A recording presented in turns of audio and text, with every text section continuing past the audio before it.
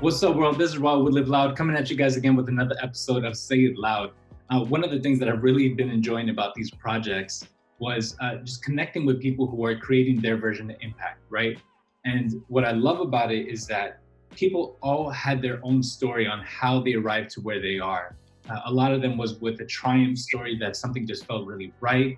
And for some people, it's for moments that felt really wrong, and they felt called to really transform that and create more of the reality that they wanted to live. And they're on here because they've been creating such an inspiring difference. So really loving these stories that have been coming to life. My guest today is one of my really great friends, Mark, who I've known since high school, actually. We have crazy, embarrassing stories from back then. We might include some of it now, but what's really been inspiring is to see and hear and be part of his transformation for years that have been just one of the most inspiring people in my life. So Mark, thank you so much for joining us, man. Thanks, Jay. Thanks for that intro. Absolutely, absolutely. For those people who don't know, my nickname is Jay. It's a Oh yeah, that's right. That's great. All right, so Mark, why don't you dive in and share who you are, what you do, and how that shows up in our physical world? Yeah. So my name is Mark Martinez. I was born in New York City, born and raised, and my family's from Colombia, and that kind of had a lot to do with my early development. And then, I chose the career of becoming a physician early on and kind of went on that track. I think it was the dream that I had, when I was a child, and kind of going through that process of becoming that was really special to me. But along the way, I encountered some challenges, of course, and what could have been a defining moment, when I was 17 and decided to become a doctor, that could have been it. That could have been the story, but life had other plans for me. So through those challenges that I encountered, I decided to dive into the world of personal development. And that was the spark that led to everything that I started doing now. So out of that, I created a project called Project InReach. I knew at the time that I wanted to impact people's lives and kind of had all this energy and really excited about making a difference, already being a doctor, that kind of opened doors for me. So I wanted to see what I could create.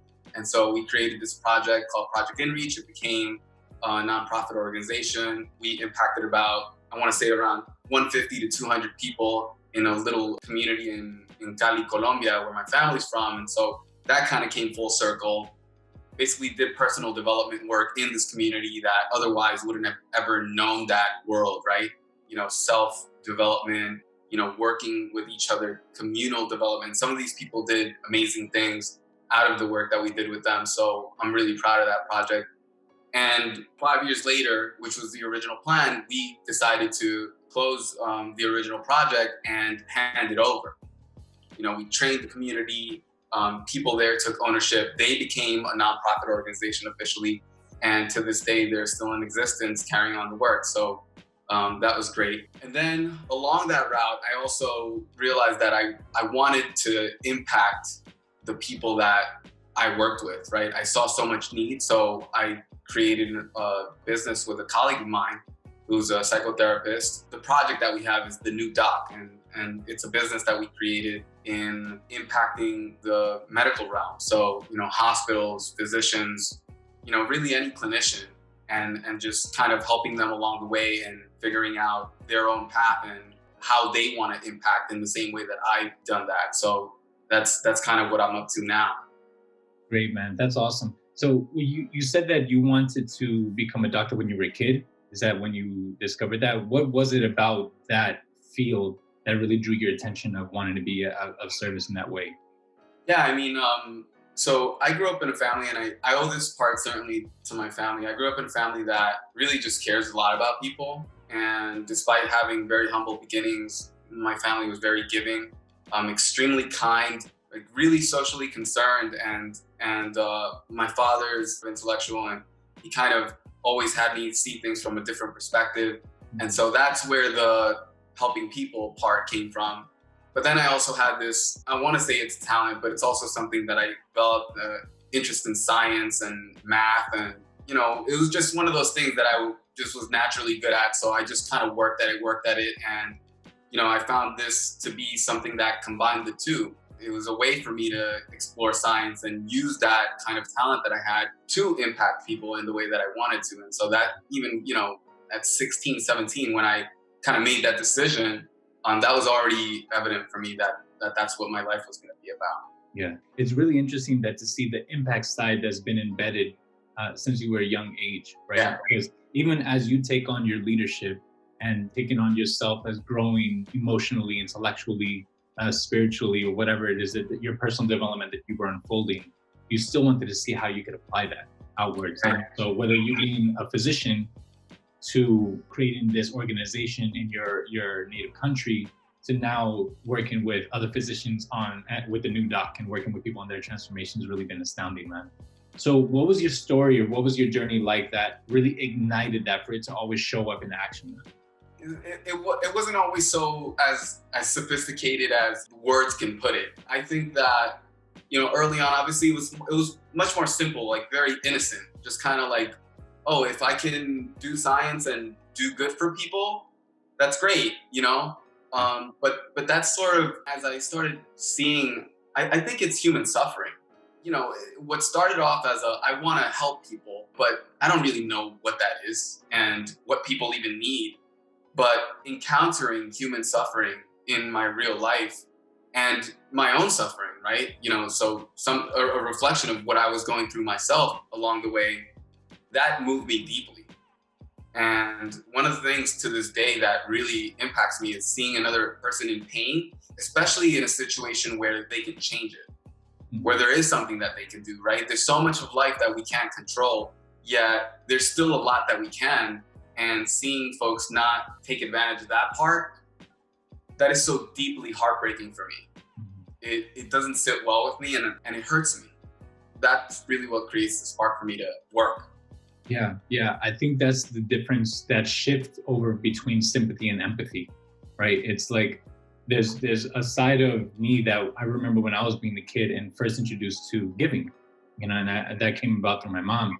And I was just giving and wanting to give in the ways that I had. But then it wasn't until I started really embodying, experiencing the burden or sometimes feeling like the shackles of pain or frustration or that type of feeling that you feel like you can't shift is just part of you.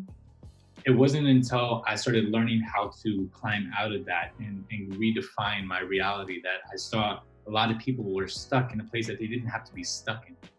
And that was really that mission to go. So I know for your personal journey, you spoke about burnout being part of that mission. So what was your experience with burnout that really propelled you? So I think that, so bring it back, the human suffering, right? And that was, I think, the linchpin in who I've become now, right? It wasn't until I had gone through my own, I want to say even extreme personal suffering, that I can even know, one, that a human being can hurt this much, and two, that there is something that you can do about it in a lot of cases. For those that don't know, there's a popular term in healthcare, and it's physician burnout, or burnout of any clinician, any person that works with people. But what it really describes, and it describes poorly, is something called moral injury. And moral injury is an experience that someone has when they really care about something and they're in a space where they are capable of making an impact, but either they don't have the tools or there is even a physical obstacle to being able to do what you can do to help people, right? So, for example, the experience of a soldier in the army, his buddy is shot, but he's, let's say 30 feet away and there's like heavy artillery and the team goes, let's go. The experience of knowing that, okay, I can run over there and pull this guy out, but I can't. There's some obstacle. What he ends up walking away with and going back is just this deep pain, right? And so that's what I experienced over and over and over again in the ER. And to this day, still there's some form of that experience.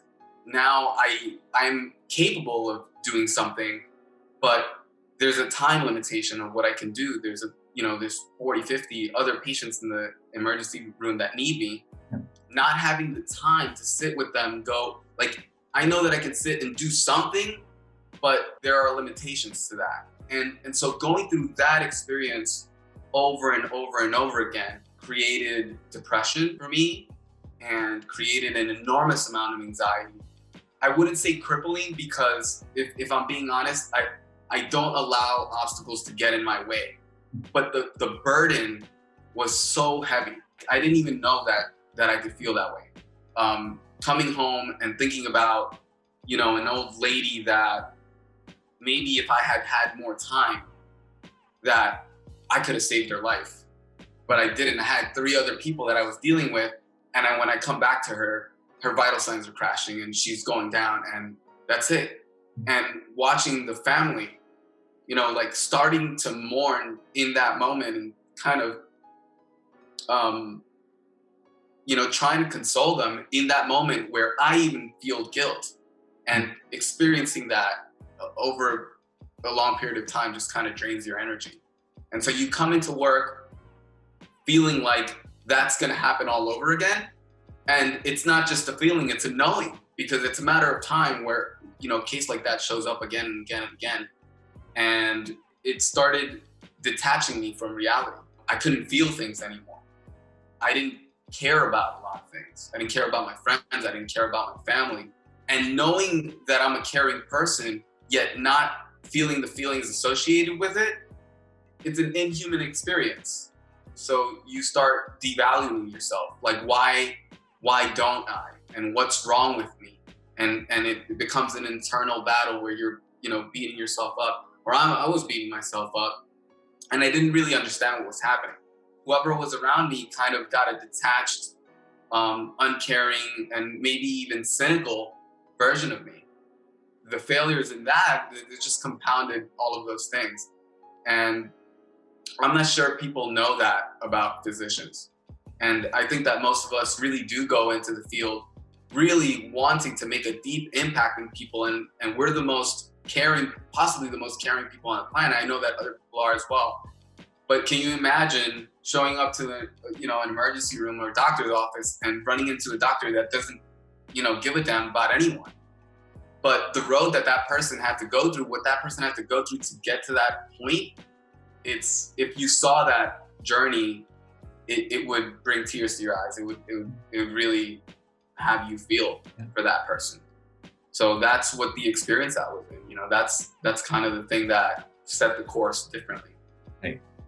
And thank you so much for sharing that. There's a bunch of things that I want to reflect on with this.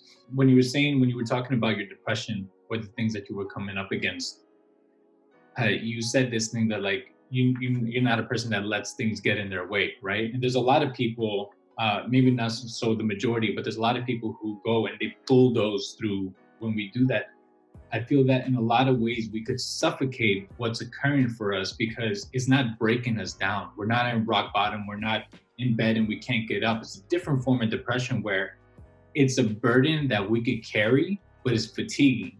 And in that time of it being fatiguing, it desensitizes us. It becomes, it's like in order for us to adapt to our reality, we have to redefine our relationship with it. We have to close the doors a little bit to empathy and this compassion. We only have a certain limit, because if I'm super compassionate for this family, that's energy that I'm giving them. And this person now needs my help and I don't have time for that. Now I have to go to this person. Right.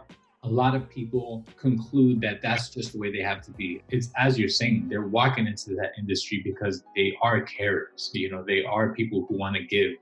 And I love that you have not settled with the normality of what naturally might happen to the human mind, body, and soul when they're confronted with that situation. But now I've seen you convert it through meditation, through the coaching work, through your speaking, your sharing. In what ways are you working with people? Well, in order to talk about that, I have to talk about climbing out of the hole. Mm-hmm. Because that's what explains or informs what I would do going forward, right? And how I'm working with these people, right? I'm sure a lot of you, have experiences when you're at rock bottom, there's only one way to go, and it's up. And I think that having a lot of support and thinking about things there's gotta be another way. It can't just be like this, right? And having faith that there started having me ask questions. okay, maybe there's not something wrong with me. Maybe there's something wrong with the way that I'm experiencing what's happening. And I decided to start seeing a therapist. So seeing a therapist, I mean, made a world of a difference. Seeing how I was interpreting things, and then being able to, through that process, discover what the filters were that, and those, you know, ultimately are our beliefs, thoughts, and feelings. And those things I can do something about. And in the beginning, I mean, it was incredibly difficult, right? Because this experience I had over and over and over again, it was deeply embedded, yet I had to start looking at an imaginary perspective, right? Something that wasn't real, but I could imagine in my mind. And that was the way out. And from there, I started jumping into personal development. I did leadership training. I started being coached, and I started eventually coaching. That's a never-ending process, right? Reading books. I got into meditation. I got into yoga. I got into mindfulness. And I can say, oh, this was the thing that got me. But I mean, I think that most people will know that there's not just one thing, right? There's not just one thing. If you want to go all the way, it's a journey. And you better get ready for the campaign and for the work that you need to do to get there. But I think that that's what creates the hope, right? There is something that you can do. It can be different. Yes, it will be difficult, but you're going to learn an amazing amount along the way. And what I've learned through leadership, the cherry on top, is that you become a giver, is that you become someone that is able to channel that and impart it onto others, that you can share your experience, your knowledge, you can inspire other people to create for themselves. And that's enriching in a way that even your own journey maybe cannot be. That experience I've now balled up, and we've created a program for clinicians. And my partner does a lot of the group work, physician retreats, working with healthcare systems, hospitals, going into schools and teaching medical students. And the whole idea is to get that caring person that either became burnt out, or start with the person that's not even there yet and teach him the tools so that he doesn't have to go through that in quite the same way. You don't need to go through that experience in order to learn these things. We actually know these things. Mm-hmm. And our goal eventually is to integrate these things into formal medical training, because this is what we need now, mm-hmm. right? We have a new healthcare system. Mm-hmm. There's certainly been a shift where we're required to know a lot more. We're required to do a lot more. We have quotas, just like, for example, you know, the police officers do. If you don't see this amount of people, you know, then you can lose your job or you're going to get reprimanded. Mm-hmm. And so all of these limitations, we can actually teach people how to either overcome these things, or if they're already, for lack of a better expression, in the hole, there's a way out, and here's how, and let's go. You know, we got your back. Yeah, I think there's so many important things that what you're saying. I feel sadly in the education field, we learn how to be mechanical in our roles and to execute a job in excellence. We don't get taught of what it's like experientially, emotionally, on how to relate, how to interact with that, so that it's sound on this side and longevity on our practice, and our quality of health is still intact through this process. And you know, another thing that you're saying that I really love is that it's a journey. There's, for those people who find themselves in a rut, find themselves in hard times, or burdened by a certain level of depression or whatever it is that they might be going because of their interpretation, because of their relationship to their reality. Not to negate that circumstances are very real. It's and their experience is very real, right? Exactly. So they experience that, they have their circumstances, but that doesn't, your interpretation or your relationship on how it affects you does not have to necessarily be your reality. And that's a journey in taking the work. And the third thing that really stood out to me, man, is living that life of service. You know, we hear about that in movies or something, like some you know, like hippie theory type of stuff, but it's superfluous, right? Yeah, but my most profound lessons have come from being at service, from taking the learnings that I've learned how to heal within myself, whether it's with the community or on my own, doing individual work, and then being able to go and radiate that out, and makes it even more mine. And it's this direct win-win that comes about this, man. Huge. Yeah. Yeah. It's incredibly rewarding. Yeah, man. And it's so beautiful to see that journey, man. Cause like we're talking about journey and it's like we were the two guys getting our hair braided when we were like 16 years Like, old. yeah, that was a long time ago. Yeah. And I really love that. Like I'm having a surreal moment, man, just doing this video with you. And it's like, look at us, bro. Like look what's occurring. Yeah. The journey is far from done, you know? Like I've learned how to like acknowledge and appreciate what stuff is occurring. And it's a privilege to be able to not just share this stuff, but to personally work with you and to know that I can come to you for guidance and support. You are one of my pillars. You are one of my pillars, man, where like when I go through that struggle or that hardship, or if I need to soundboard, I love that you are one of the very few brothers that I have really there to be such a clean mirror for me to reflect on, man, and to really learn from as well. And love everything that you're doing, bro. Yeah, thanks, Jay, for talking about me in that way and sharing your experience. And it really is me too, right? It's been a mutual journey. I mentioned before personal development. You know, you were a huge part of that, right? You were part of what brought me into leadership. Have taught me a lot of principles of, you know, coaching and supporting others. And we have found ourselves kind of supporting each other when we still fall into holes. Yeah. Right? It doesn't stop. You know, we're in this world where we're giving back, but the journey is still happening, right? And we still fall into ruts. But I think that with people like yourself, you know, in my life, I'm not even going to say it's easier. That's unfair. Mm-hmm. But I feel supported. Being able to go through that experience in love, in support, is so important, and feeling heard and being seen. Mm-hmm. I don't want to speak for you, but I see it that way. Yeah, absolutely. No, I think we get it. You know, I think one of the last times that I reached out to you where I was going through a hard time, you said I would say sorry, but we both know that that's where the magic grows. Right. That's right. True, like 100%. Yeah. So it's really embodying and embracing that, man. So I love it. So for the people who are home, not necessarily knowing what to do with themselves, that can find themselves really burdened by their mind, and maybe even specifically towards other physicians or people who are in the service industry and the giving and healing industry, who are finding their maybe a hard time in finding that equilibrium, that balance within themselves. What would be your message that you could send out to people that maybe they could just start practicing now? Right. First, I want to speak to people in general, and this really does include physicians and really anyone. We can look at life, and this is not a reality, this is a perspective. You know, things either can be happening to us or can be happening for us. And I know you guys have heard this before, but it's very true. And it's not this is the way it is. It's, well, let's look at it this way. And I invite you to look at what this is happening to you for, whatever experience you're having.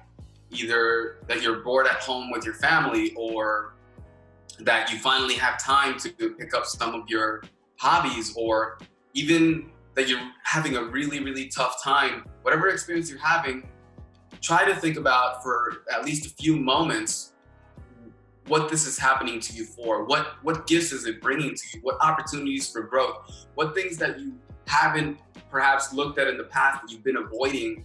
It's a moment to start dealing with these things. It can be. Perhaps if you look at it in this way, you'll feel the pain because it doesn't stop being painful, but perhaps it can catapult you to a more rich life and feeling more fulfilled, and feeling that you understand why this is happening to you and that you can do something about it, and that you can perhaps make a difference for others that are going through, you know, a similar experience. And now, you know, to clinicians in particular, and really just anyone that works in the hospital, you know, from the janitors to, you know, the nurses, the respiratory therapists, everyone, the techs, everyone that's working hard, paramedics, Jesus Christ, you know, people are working incredibly hard right now. And a lot of them are really doing it because they really want to make a difference, and they're realizing that they have an opportunity, but they're feeling that burnout, right? They're feeling that moral injury, that they can't do more, that their patients are dying on them. I would ask for you to first connect with yourself about what you mean to the world right now. It's not enough that other people are saying thank you. Think about yourself in the way that you would think about another person doing what you're doing. You guys are making such an incredible difference in the lives of others. If you weren't there, more people would die. More people would suffer. The world would be a very, very dangerous place. And indeed it was 100 years ago when we didn't have modern medicine and we were dealing with similar situation with the Spanish flu. Simply tons of people died. 50 million people died in that epidemic. So you are actually what stands between that happening and what's happening now, which can be really bad, but you're what's keeping it from not being there. Yeah. And so taking that moment to acknowledge yourself and really, really love yourself, I think will at least begin to give you the strength to keep going and to maybe see that it's because of people like you that this life is worth living. Yeah, man, that's great. I think for everyone listening, aside from that, it's really spending time with yourself, acknowledging the journey, acknowledging yourself in this position, knowing that the hard times we get confronted in our life doesn't necessarily mean they're happening in vain, that we could utilize it in our transformation towards the life that we want to live, and also being able to go and support being at service in the same time. And for the physicians out there, absolutely. And absolutely, like I see the other doctors and nurses and friends like that are on those lines that are consistently at service and at the highest risks that anyone is really out there, because they're confronting it daily. There's no words that I could really say to really express gratitude for that level of courage, that dedication, and what's being implemented out there. And as you're saying, we're very conscious that it's coming at a price. There is a lot of impact that's going on occurring on that side. We urge you guys to not do this alone. And thankfully, we have something like the new doc that's on the way that gets to work with people in that journey, in that process, whether you're in the middle of it, whether you're on the other side of it, or whether you're before it and you want to have a clear mind of walking into this and how you could interact with this in a very healthy manner. So Mark, where can people get in touch with you? I know that you're in the process of developing this thing, but where can people get more information or get in touch with you if they need be as this thing grows? They can get in touch with me at thenewdoc.us@gmail.com. Awesome. thenewdoc.us@gmail. Beautiful, beautiful. Yeah, so I'm going to plug that into this video. If you guys are in that field or in any relative field like that, if you guys want to go and learn other fundamental steps on how you could go best embody this practice to really keep yourself sound and empowered and healthy and really connected and keep that in line, we don't have to necessarily surrender that in order for us to do our job. That comes second to who we are. And I personally know Mark and his magic on how he works with people, how he connects with people, and the way that he practices what he preaches. He's been there, he's done it, and as you say, we're never free of falling into these holes. And it's really about just embracing what that journey could really be like. So Mark, thank you so much for it. Thank you, Jay. I really appreciate the opportunity to come on. I have been excited about doing it, and now we're here, and I really appreciate it. Thank you, man. All right, guys. So for everyone else tuning in, make sure to stay tuned to more episodes of Say It Loud, where we get to hear from more extraordinary people just doing outstanding, amazing, magical things for the world around us. And again, if you guys have stories to tell, if you guys are out creating service, creating impact, we get to celebrate that. We get to learn from you. Please get in touch. Please get in touch with Mark and the new doc. And we'll tune in and check in next time. Much love, guys. Peace, brother.